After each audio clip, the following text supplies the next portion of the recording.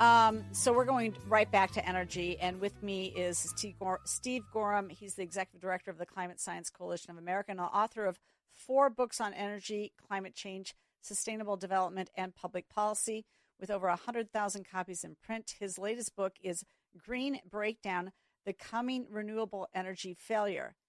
And that book title nearly got him kicked off the hearing on Monday before the Illinois State Senate Energy and Public Utilities Committee. You see, the way this got set up is we found out that they were going to have this hearing. And so I talked to Terry Bryant, who you just heard from, and I said, we have an expert who really deserves to be on this panel.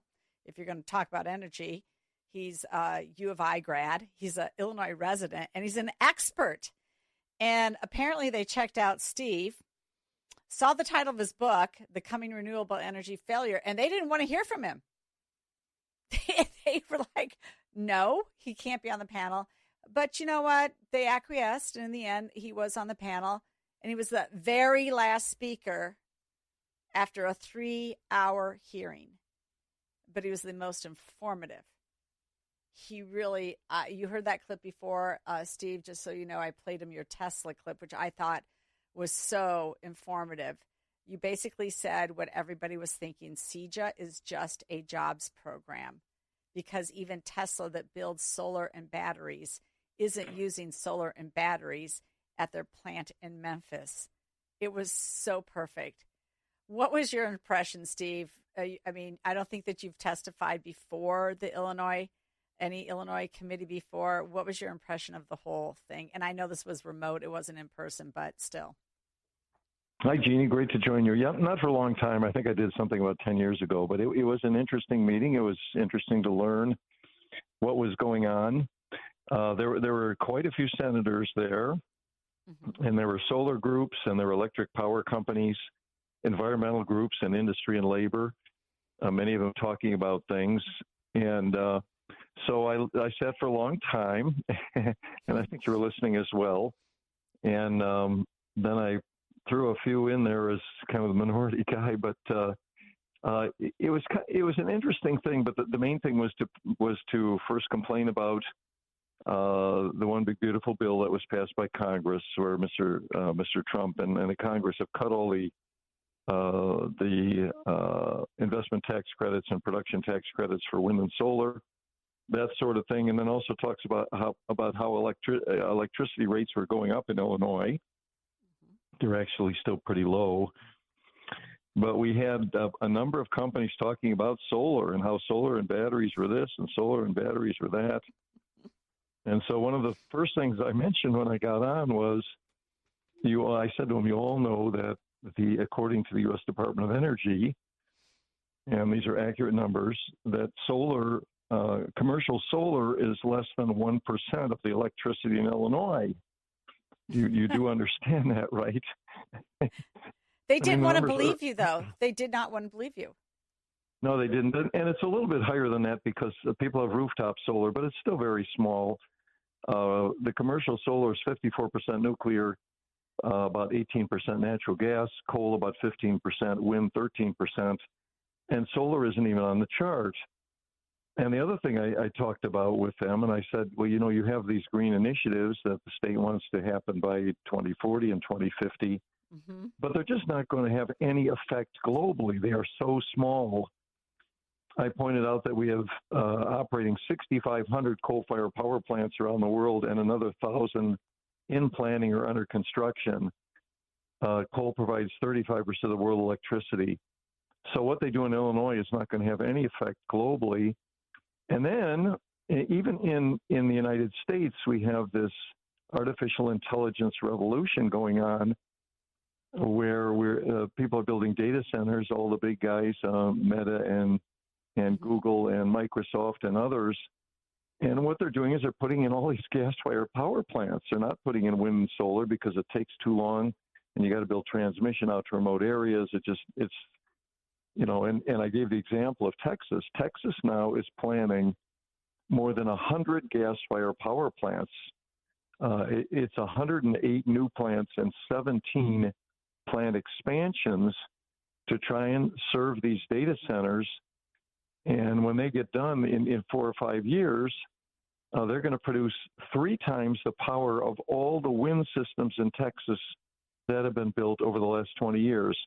And Texas is the biggest wind state in the United States. So what's going on with AI and building all these gas plants and then building nuclear as well is just dwarfing all the tiny efforts in Illinois and even California to build wind and batteries and solar. It's just very, very small.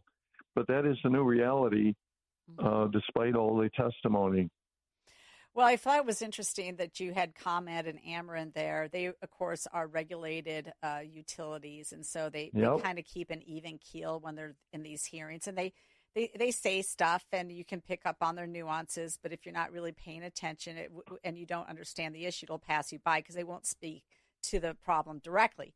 But certainly they all did admit that the AI and the data centers are gobbling up the energy, and that is a big concern, and that supplying them is going to be difficult. Joe Boehring, who was more like a market analyst for PJM, he was very direct, saying this only solution really is for these data centers to come equipped with their own supply of power. And that's why you have, I guess, Elon Musk putting in natural gas down in Tennessee and not his own solar and batteries that he builds. Yeah, I was going to mention Mr. Boehring because he had a real note that was, very realistic. He basically said you can't replace baseload power plants, nuclear, coal, and gas with solar and batteries. You just can't do it. So he was very direct on that. He was with PJM Interconnect, which is the biggest independent market interconnect company in the nation. And so he was very on the nose with that.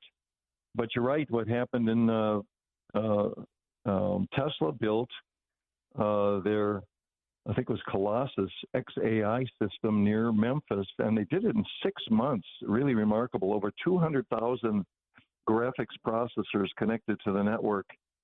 And Tesla, of course, is a battery and a solar company, but that's not what they use to power it. They used 35 gas turbines because it was the only way they could get them done fast enough.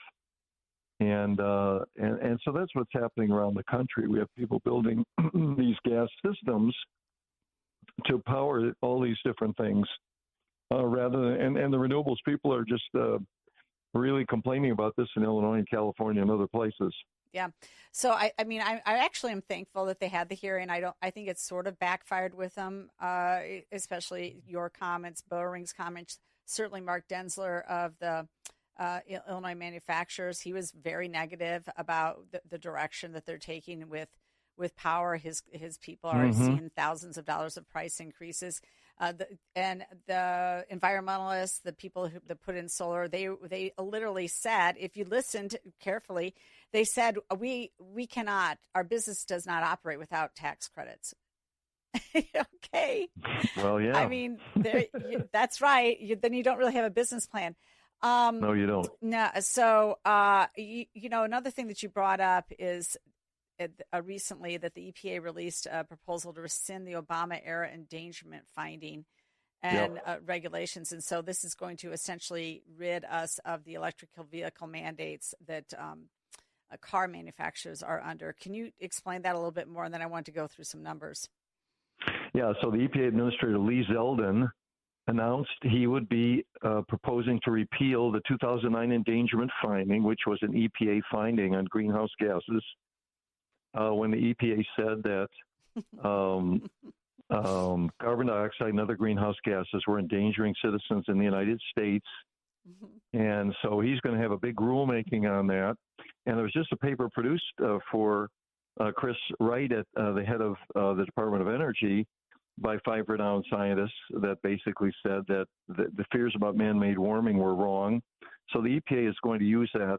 But that endangerment finding is the basis for calling carbon dioxide a pollutant, which just should not be occurring.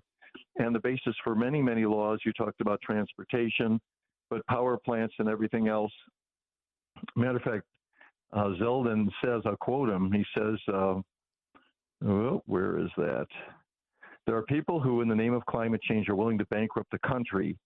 He said they created this endangerment finding, and then they're able to put all these regulations on vehicles, on airplanes, on stationary sources, he means power plants, to basically regulate out of existence, in many cases, a lot of segments of our economy, and it costs Americans a lot of money. So this is going to be a huge fight for the next 2 years. I predict it's going to end up in the Supreme Court. And I think Zeldin's going to win because the EPA in 2009 pretty much overstepped their authority. The Clean Air Act said that they could reduce pollutants, but it never mentioned greenhouse gases, and it never mentioned carbon dioxide. And those things were not mandated by Congress. So I think it is going to be overturned. Well, that's great, but I mean, not before a lot of damage has already been done, is going to continue to be done, because this is exactly why we have the energy policy in Illinois that we have, because all those Democrats down there bought this hook, line, and sinker, and some Republicans did as well. And maybe they had their doubts, but it didn't matter. They weren't willing to stand up against the green lobby and speak truth to on this situation. And that's the problem we have. Now, one thing that I hope is going to fall, and I think this is already in effect, maybe I'm wrong about that, but is the EV tax credits are different. I mean, they were probably put in place for this purpose ideologically, but they're a separate thing. They don't have to be litigated. They're just going to go away, correct? Yes. Yeah, there's a couple angles on that. First, the big, beautiful bill eliminates the EV tax credits, which are $7,500 for a new electric vehicle, $4,000 for used one. Those are gone at the end of September. That's 5 weeks away.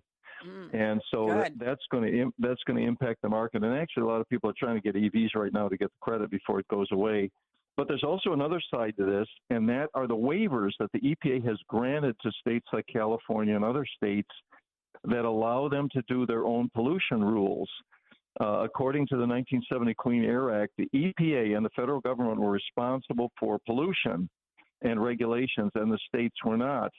But the act also said that the EPA could grant waivers to the states where they had regulations that were more stringent than the federal ones. And California has received over 100 waivers in the last 30 years. But in June, the Congress struck that down at Mr. Trump's push. And so all of these laws on vehicles saying that you have to have 100% electrics by 2035 or 2040, those have no legal basis anymore. Those are all shot down. So really, really a big, big change. And people, I think, are going to be able to buy the car they want. If they want an EV, they can get one. If they want a gas car, they can get one. But states will no longer be able to force people to buy an EV. By the way, I should say California is challenging this strike down of the laws, but I don't think they're going to win. Yeah, of course they are. Why not? I mean, they have all those lawyers teed up that are paid for by taxpayers, and they might as well just put them to work by challenging laws that are stupid to begin with.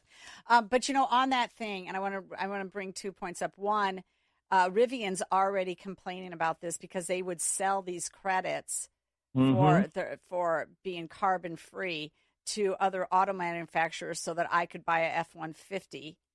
And then they could have an offset for this because every car manufacturer was told that they had to have so many credits for credits, right? Yeah, if they weren't producing EVs, they had to buy credits from the guys who were. Yeah, and this was worth over $10 billion to Tesla over the last 6 years. They got $10 billion from selling credits, and that is now all disappearing. Most of us were from the California law, so it is a big, big change, and it's going to impact some of these EV companies. Well, the other thing that it'll impact is Pritzker's not going to get his 1 million. I want 1 million. Like, he just pulled it out of the air. Like, I don't know where he came from. I want 1 million EVs in Illinois by 2030. Well, July 2025, we have 145,000. That's it. 145,000. And the growth in the number year over year is declining every year. Yep. EVs actually lost share from the December and January of last year. They were about 8%. Now they're 7% in June. They're going to go up a little as everybody scrambles to buy them, but by the end of the year, their share will be lower, probably about 5 or 6% of the U.S. market, but not anywhere near what people were predicting. Well, when CEJA passed, we had 31,912. We now have 145,000. I'm sorry, you're never going to hit 1 million, but hey. Well, hey, we got to leave it there. I want to thank you so much for joining me, Steve Goreham. He's an amazing guy, and you can, let's see, Steve, tell people where they can get more information. What's your website again?